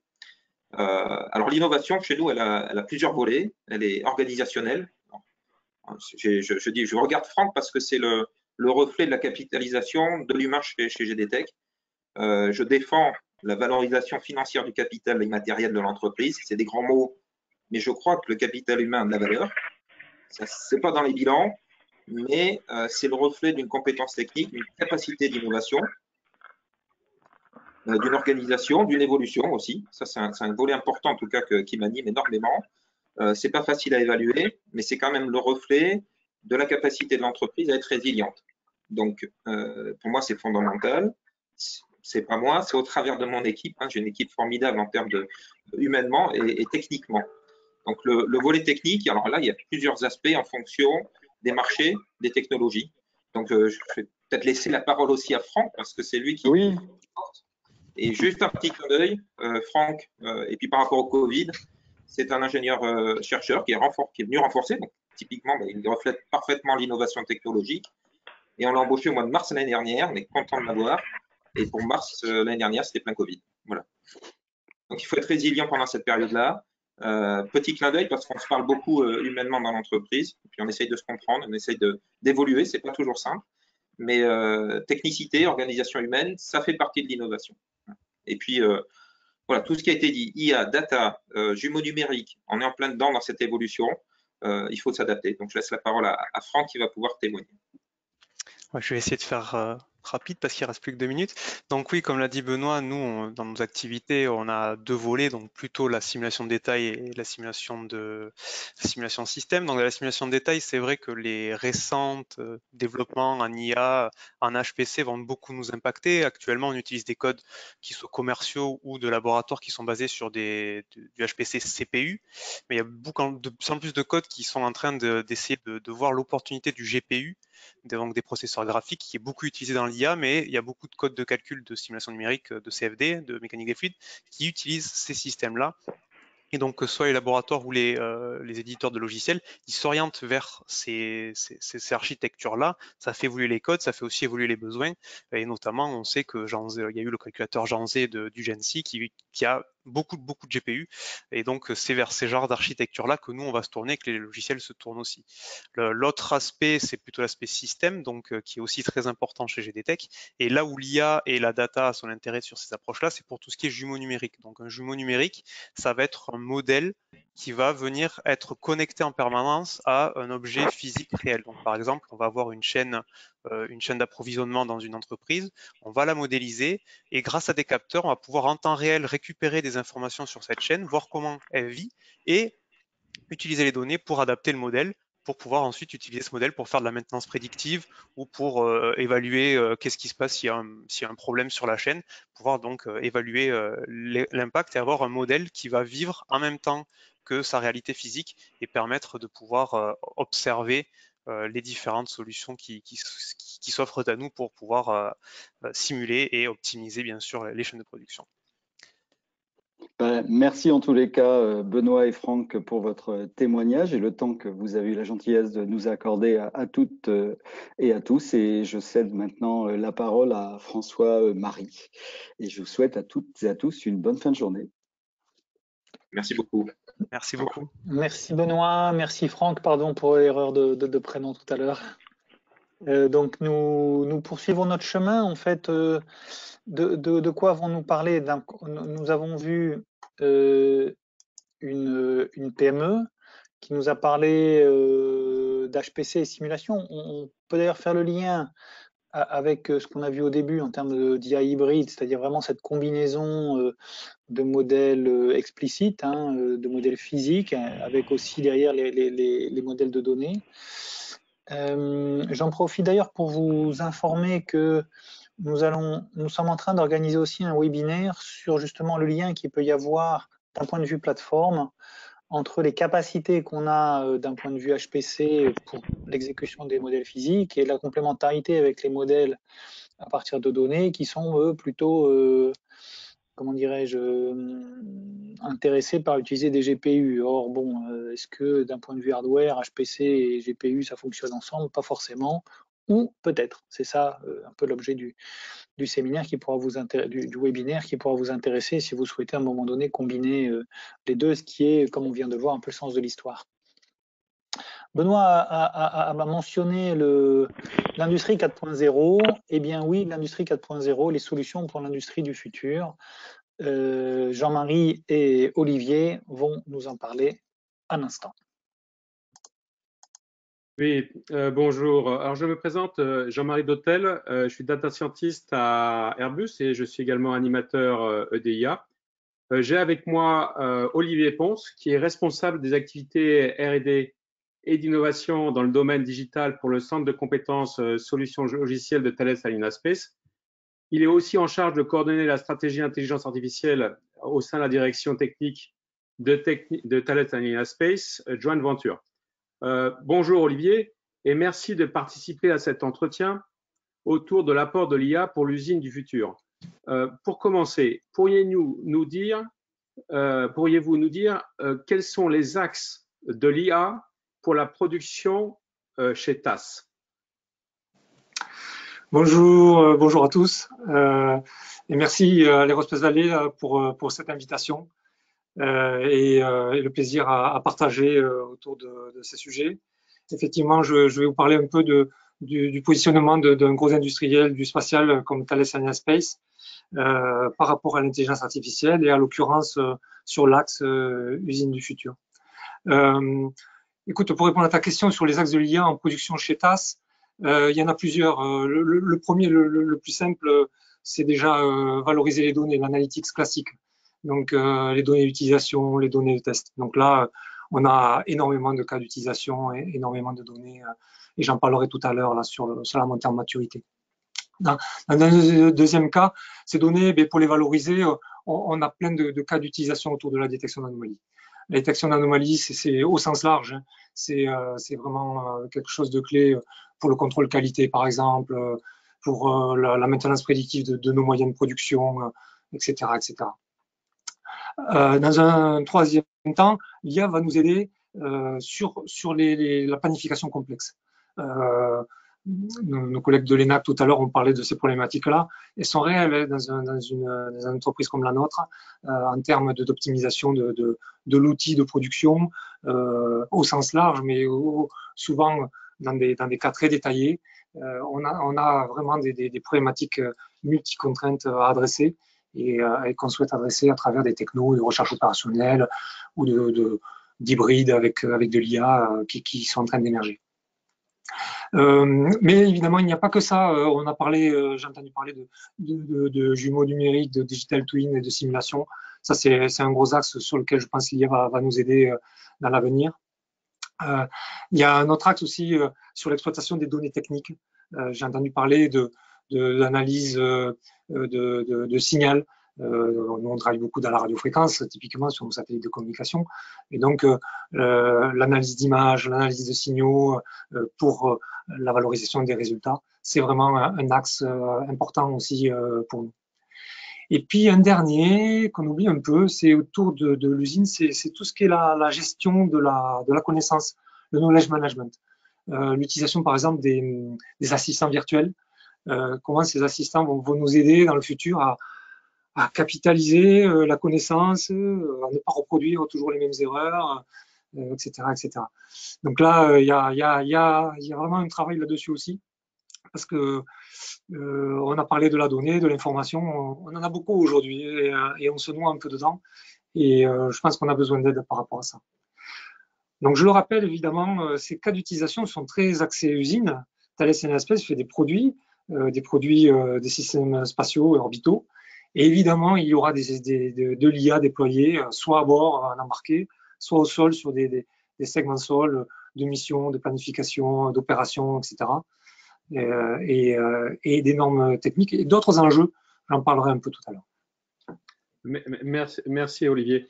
Quelle est selon vous la meilleure façon de déployer l'IA dans l'entreprise?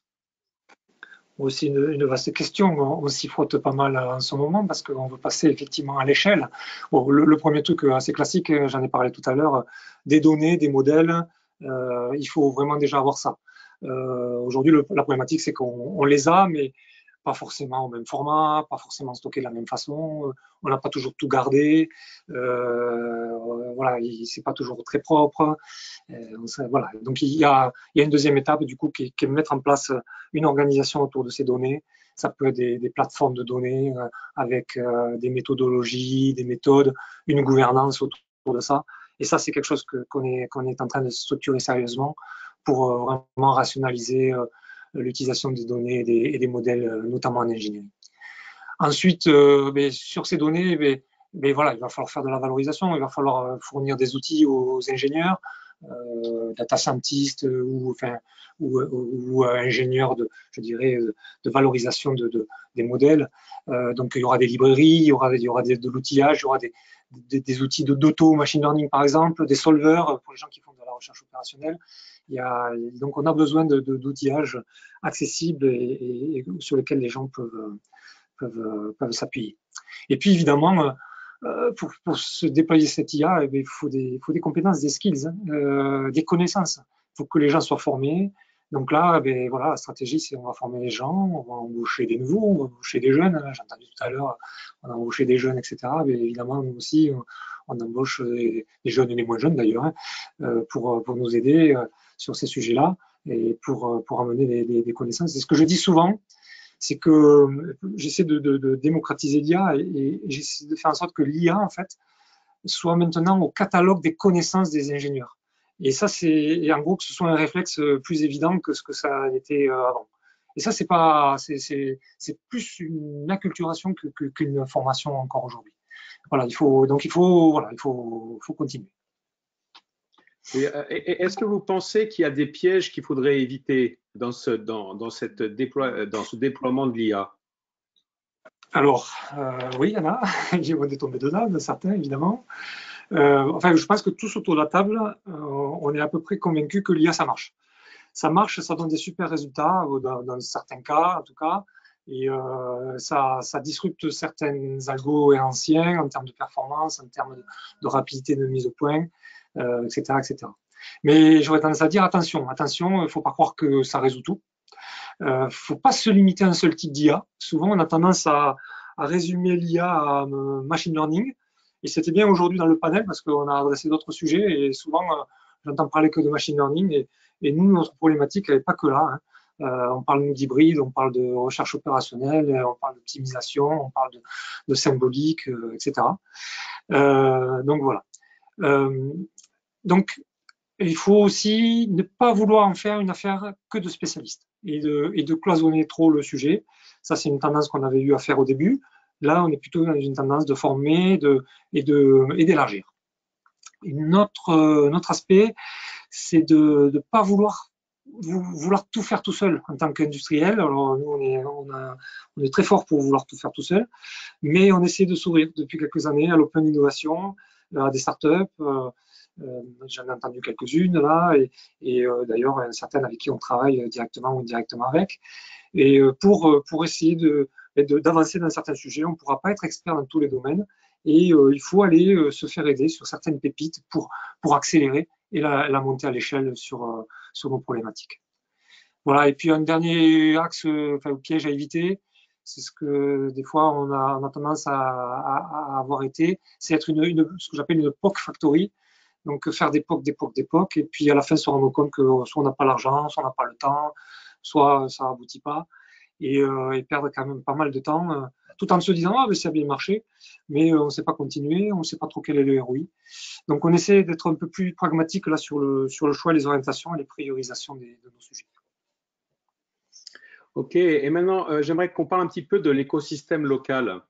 Est-ce que selon vous, il est à un niveau de maturité suffisant en IA? Alors là, je marche sur des œufs parce que je pourrais vexer des gens, effectivement, mais non, mais bon. L'écosystème, on a eu l'occasion de le tester, on rencontre les gens régulièrement. Il y a quand même un très bon niveau. Franchement, il y a un niveau très élevé au niveau des laboratoires de recherche, au niveau des sociétés émergentes. Notamment et surtout dans le domaine du machine learning quand même, c'est parce que c'est ça qui a beaucoup émergé, parce qu'il y a eu deux axes là-dessus, les mathématiques et l'informatique qui ont fait un effet de levier et sur lequel, puis surtout ça a donné des résultats et rapidement. Et donc là-dessus, je pense qu'on est pas mal et voilà, il y a pas mal de choses. Mais surtout au niveau des POC. Des proof of concept. Je parlerai un peu de l'aspect un peu industriel après. Et les autres technos sont un peu plus en retrait encore. Tout ce qui est symbolique, basé sur les règles, l'hybride et les optimisations, il y en avait historiquement, mais on se rend compte que c'est des problèmes émergents et ça va devenir des sujets quand même importants pour nous industriels. L'autre axe qui est un peu plus en retrait, c'est la problématique de ce que j'appelle l'IA critique, c'est-à-dire l'IA utilisée dans les fonctions critiques. L'IA qualifiée, l'IA certifiée. En gros, on a des IA qui donnent des résultats, mais quand il s'agit de passer à une IA validable, une IA explicable, une IA éthique, une IA sécurisée, là, il y a un peu moins de gens quand même pour nous répondre. Et ça, c'est vraiment une des problématiques qu'on va avoir adressées sur certains sujets, et notamment sur nos cibles industrielles. Si on veut demain des véhicules autonomes, il faudra en passer par là et pas juste avoir des algos qui donnent des bons résultats. Et donc ça, c'est vraiment un enjeu très fort. Et on a besoin de tous pour progresser et de partenaires forts. Merci Olivier, je suis tout à fait d'accord avec vous. J'aimerais terminer pour une question finale en 3 mots. Hein. Quels sont les enjeux de l'IA pour l'industrie du futur? Bon, tu as compris que moi, 3 mots, ça va être difficile, donc je vais tricher un peu. Alors, le premier, j'en ai parlé, c'était démocratisation. Mais voilà, comment on rend facile et accessible la valorisation des données, au sens large, je n'ai pas parlé que d'IA, mais au sens large, dans l'industrie, pour que on accélère sur ce domaine. Le deuxième mot, j'ai mis un binôme, j'ai mis expertise et compétences.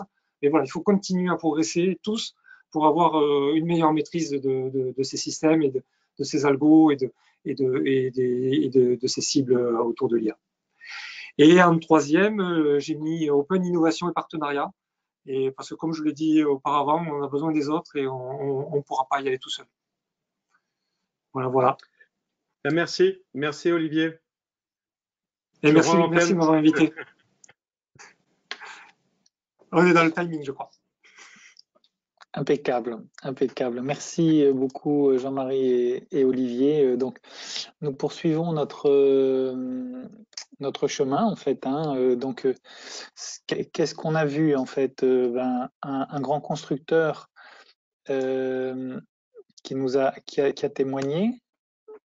On a parlé, j'ai relevé quelques éléments, hein. On a parlé d'anomalies là pour les process. On a parlé de management des connaissances, hein. C'est-à-dire qu'on a beaucoup parlé de big data, la donnée, mais en fait la connaissance, elle revient aussi au premier plan. Hein, et si les données c'est un or noir, les connaissances c'est vraiment les assets des entreprises. Hein, ça a été aussi mentionné par Benoît précédemment. En filigrane, il y avait aussi le fait que dans les process, on s'intéresse à l'humain, c'est-à-dire que quand on fait un système de la décision, c'est pour un être humain, donc toute la dimension d'interface homme-machine est nécessaire. Et nous avons mis aussi en évidence la notion importante des propriétés attendues, en fait, des systèmes d'intelligence artificielle qu'on va réaliser. La notion de confiance qui est centrale aujourd'hui pour l'utilisabilité des systèmes, la certification et d'autres, et qui passent par un certain nombre de techniques comme l'explicabilité, la fairness, la transparence et d'autres encore. Donc en fait, on n'a pas pu tout aborder les sujets et je n'ai absolument pas du tout, loin s'en faut, la prétention là d'être complet sur l'ensemble des technologies qui sont couvertes par le domaine numérique et en particulier dans le domaine de l'intelligence artificielle. J'en ai mis quelques-unes. On aurait pu parler de NLP, évidemment dans les plateformes, on aurait pu mentionner tout ce qui concerne le cloud et d'autres sujets encore. Les règles ont été mentionnées, etc. On voit ici donc le scope EDIA, sur lequel on rajoutera aussi d'autres dimensions numériques, telles que par exemple les réalités virtuelles, on peut aller sur les blockchains et autres. Bref, toutes les technologies qui aujourd'hui concourent à la transformation numérique, oui, elles font partie de EDIA. Oui, il y a dans notre écosystème des spécialistes, des gens qui développent.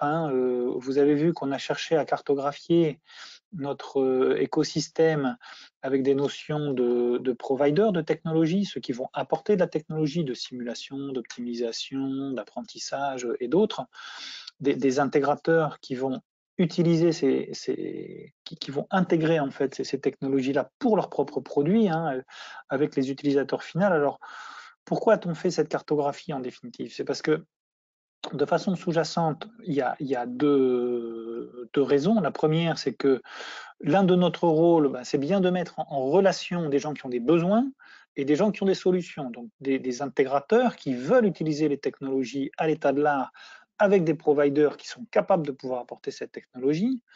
Les utilisateurs finaux aussi qui, s'ils ne développeront pas trop de compétences dans le domaine, ont quand même besoin, souhait, envie d'utiliser les technologies numériques pour leurs propres besoins. On y reviendra dans quelques instants.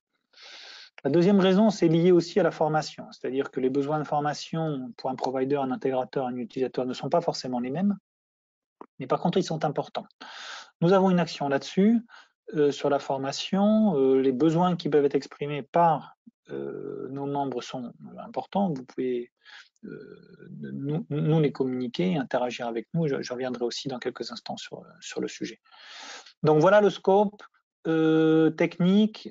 Sur les entreprises intéressées, vous les avez vus, il y a à peu près tout le monde. Hein. Vous connaissez le slogan AI is everywhere, hein, donc évidemment ça intéresse tout le monde. Alors je voudrais maintenant remercier aussi chacun de nos intervenants, hein, que vous voyez ici sur ce slide, qui ont interviewé donc les différents membres. Donc EDIA, c'est une équipe, hein, comme pour tous les écosystèmes, composée d'un certain nombre de personnes, de volontaires, de bénévoles. J'en profite pour les remercier parce que sans les animateurs et les experts, en fait, EDIA n'existerait pas. Donc vous en avez connu certains aujourd'hui, il y en a d'autres que je mentionne à côté. Donc vous voyez, il y a une forte équipe et on est évidemment à votre disposition. Alors, cet échange qu'on a aujourd'hui, il peut se poursuivre par le fait notamment que vous souhaitez aussi vous informer, hein, sur les propositions qu'on peut faire et l'aide qu'on peut apporter au niveau du pôle. Vous pouvez aussi participer, échanger entre vous. Il y a une adresse pour ça, hein, c'est Connect. Je pense que vous le connaissez, sinon n'hésitez pas, connectez-vous à Connect. On cherche à maintenir cette information-là à votre destination, sur lequel vous pouvez aussi interagir entre vous. Vous pouvez aussi, je le précise, paramétrer vous-même la fréquence de notification pour ne pas être trop spammé et avoir soit tous les jours, soit toutes les semaines, les informations qui arrivent dans votre boîte mail. Donc on a beaucoup parlé du numérique, hein, mais aujourd'hui, en fait, tout ça, au fond, ça sert à quoi? Donc ça, c'est une question que j'aimerais bien poser à Isabelle, si tu peux nous rejoindre, Isabelle. Et est-ce que tu peux... Oui, merci. Est-ce que tu peux nous dire au fond et nous résumer l'importance en fait du numérique sur nos secteurs d'activité? Beaucoup de notions ont été abordées par nos interviewés. Donc, je pense que pourquoi le numérique, c'est pour rechercher une efficacité opérationnelle et améliorer notre compétitivité. On a traversé une crise.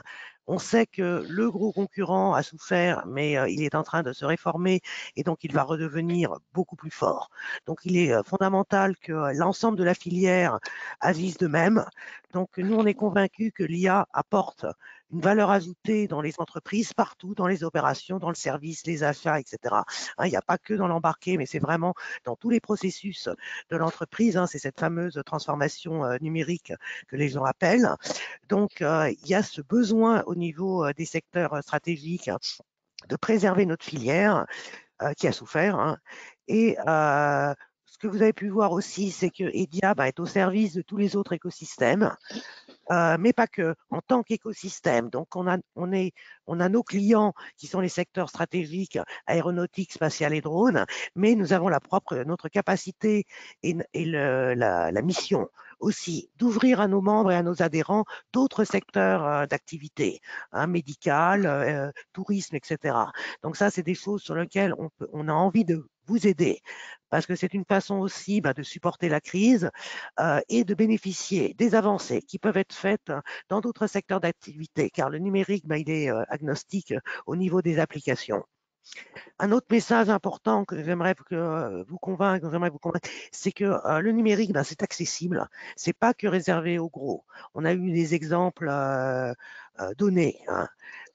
Donc, dans le 2, on voit qu'il y a des gens qui peuvent faire du business en aidant les autres dans leur transformation numérique.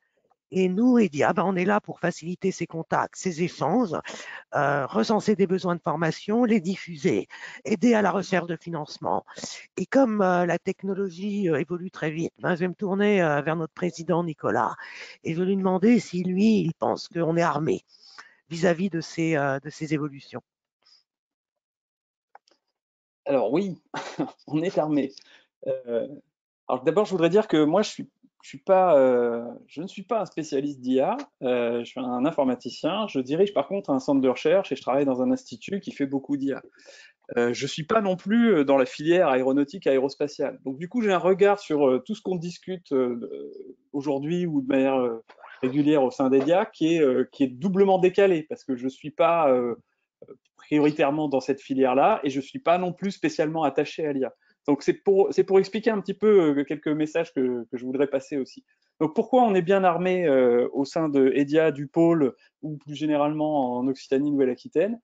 D'abord, on a réussi là en 18 mois et dans des conditions qui étaient quand même pas très favorables à faire émerger un collectif là autour d'EDIA que je trouve fort sympathique, qui réunit des gens d'horizons très divers et qui fonctionne très bien. C'est-à-dire que je sais pas là parmi les gens connectés, je sais pas trop combien on est, et je sais pas parmi les gens connectés combien il y en a qui ne sont pas dans les animateurs ou les experts de l'écosystème d'excellence. Et en tout cas, ces gens-là, les animateurs et les experts, se réunissent très régulièrement, donc toutes les 2 semaines à minima, toutes les semaines pour certains. Et maintenant, on a un pool de gens qui se connaissent bien, qui se comprennent bien, malgré le fait qu'ils viennent d'horizons très divers. Et ça, je pense que c'est une force qu'on a réussi à construire en visio essentiellement. Et encore une fois, vu la diversité des profils, c'était pas forcément évident que ça se passerait si bien, je pense. Donc le collectif fonctionne bien et il est très bien connecté aussi à d'autres collectifs, aussi bien en Occitanie qu'en Nouvelle-Aquitaine. Donc d'autres collectifs qui tournent autour de l'IA. Je pense que François-Marie donnera un exemple juste après de quelque chose qui se passe la semaine prochaine à Toulouse et avec lesquels on a des liens. Il y a aussi des choses qui se passent en Nouvelle-Aquitaine. Et tout à l'heure, Benoît Giquel disait que GDTech était à Pau et que Pau, c'est loin de Bordeaux et Toulouse. C'est vrai, mais Pau, moi, j'ai 2 équipes de recherche, par exemple, dont une, d'ailleurs, je crois, discute un peu avec GDTech. Et j'y vais de temps en temps. Et donc, il n'y a pas de raison qu'on ne sache pas aussi créer des liens et aller à la rencontre de gens qui ne sont pas à Bordeaux ou à Toulouse. On doit être capable de faire ça. En plus de ce qui se passe en Occitanie et en Nouvelle-Aquitaine, il y a aussi un certain nombre des animateurs experts d'EDIA qui sont impliqués parfois fortement dans des initiatives nationales, voire peut-être même européennes, qui touchent soit à l'IA, soit à d'autres pans du numérique.